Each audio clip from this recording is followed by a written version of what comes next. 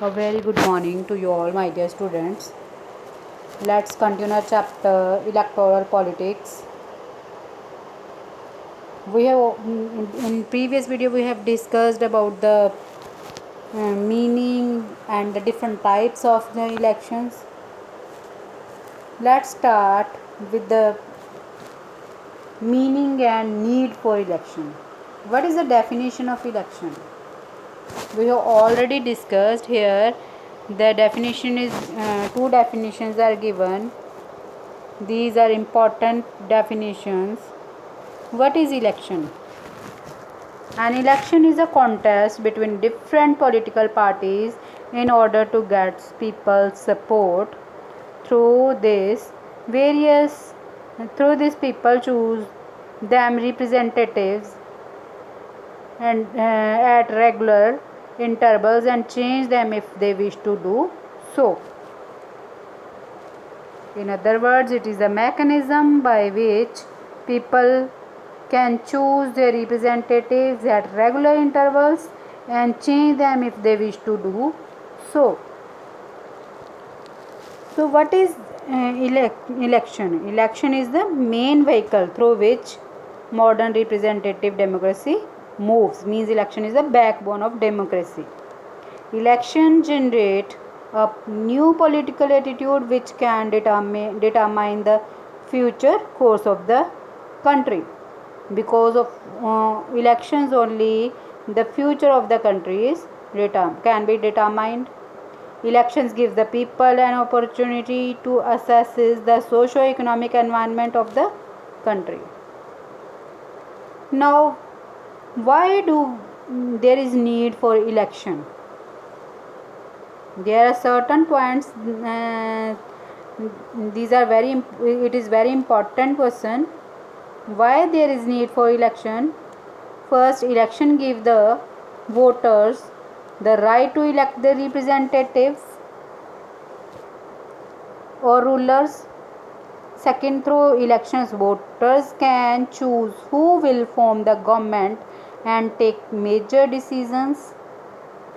Third is they can choose the party whose policies will guide the government and lawmaking. And election provide political equality.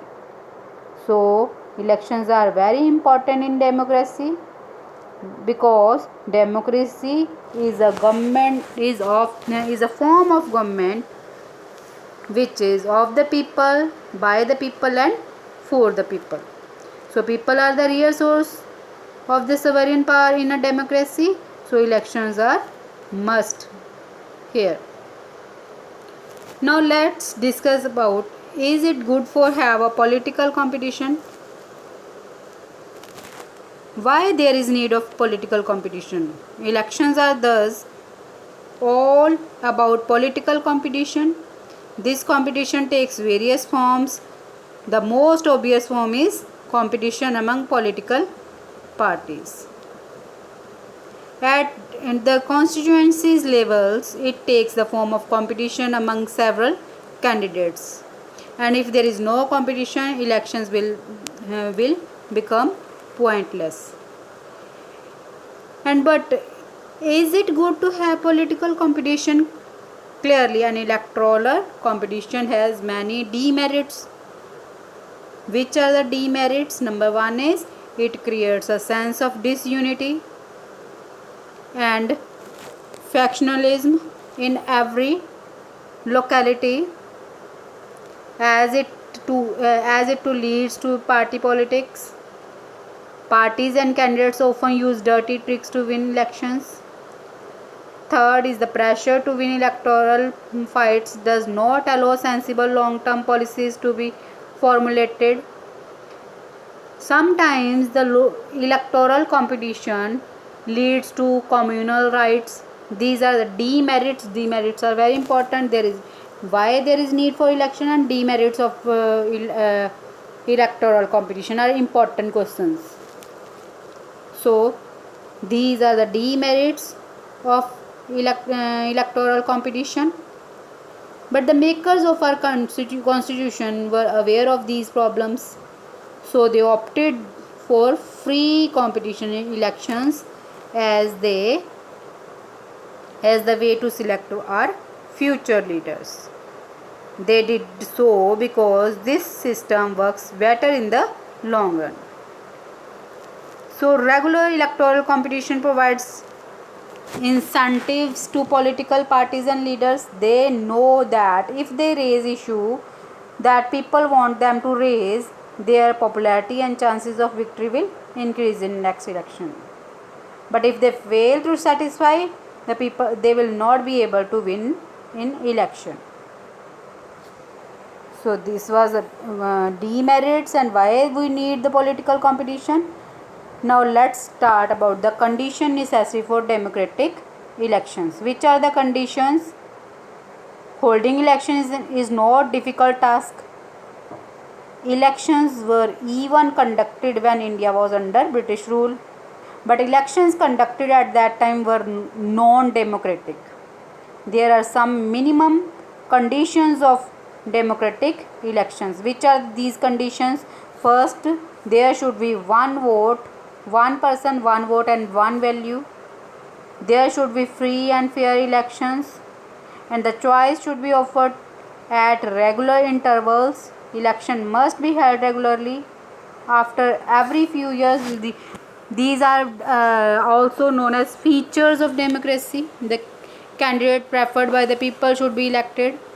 The elections should be conducted in free and fair manner.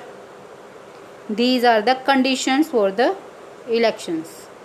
Now here is the types of elections. We have already discussed about the types of elections in our previous video. General election, by-election, midterm elections. We have discussed all these types of elections. Now let's start about the constituency, its meaning, kinds and delimitation. For election. Now first of all, what is constituency? Constituencies are the electoral areas for elections. Our entire country is divided into fixed electoral areas with the body of registered voters. So these areas are called constituencies, and the constituency elect a representative for the state assembly, and for 5 or 6 assembly constituencies are grouped together to make a parliamentary constituency. In India we have single member constituency system, that is only one representative is elected from one constituency. For Lok Sabha, the country is divided into 543 constituencies, and the representative elected for each constituency is called member of parliament or an MP. And one of the feature of democratic election is that every vote should have equal value. That is why our constitution requires that each constituency should have a roughly equal population living within. So here is list given here of state constituencies. You can learn from this table. The definitions are given. So that's all from my side today. We will discuss next topic in our next video. Till then, thank you and have a nice day.